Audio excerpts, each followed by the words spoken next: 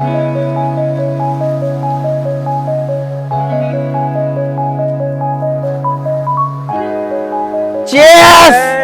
अरे प्या करायस प्या.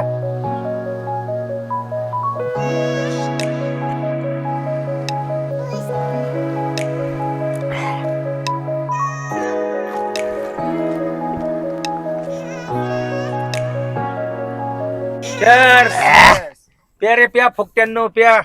भाऊ फुकटे नाही म्हणायचं. 30 रुपये दिलेत मी. 30 रुपये. 30 रुपये दिलेत. मी पण दिले.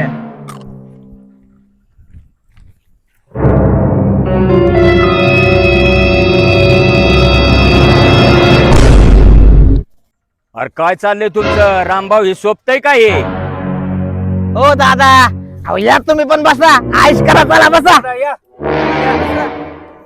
अय माकडांनो, तिथं बसून ही चाललंय वय रे हे विषारी दारू पित आहे. अरे मागच्या आठवड्यात काय घडलंय हे माहितीये का? ऐकून तर असाल ना, पेपरला वाचा, टीव्हीला बातमी होती. ह्यानी काय घडलंय ते तर माहितीये का नाही? काय घडलंय दादा? काय माहित नाही आम्हाला.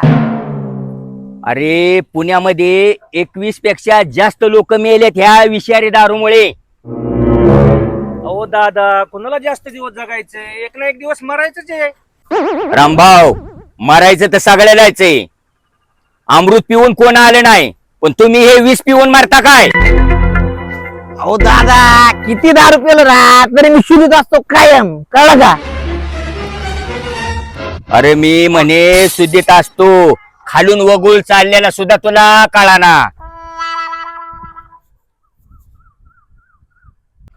अरे ही विषारी दारू पिऊन तुम्ही मेला, तुमच्या डेड बॉड्या जर घरी गेल्या तर आई वडिलांच्या काय हाल होतील हे तुम्हाला कल्पना करा. अरे तुमच्या मुलाबाळांनी कुणाकडे बघायचं आणि कसं जगायचं? अरे तुमचा प्रपंच उद्ध्वस्त करताय ह्या विषारी दारूमुळं.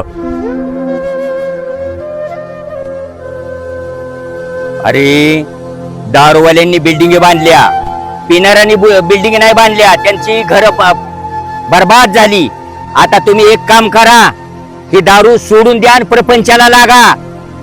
रामभाऊ ही जी म्हणतात ना ती सगळं खरंय. दादा म्हणतात ते खरंय.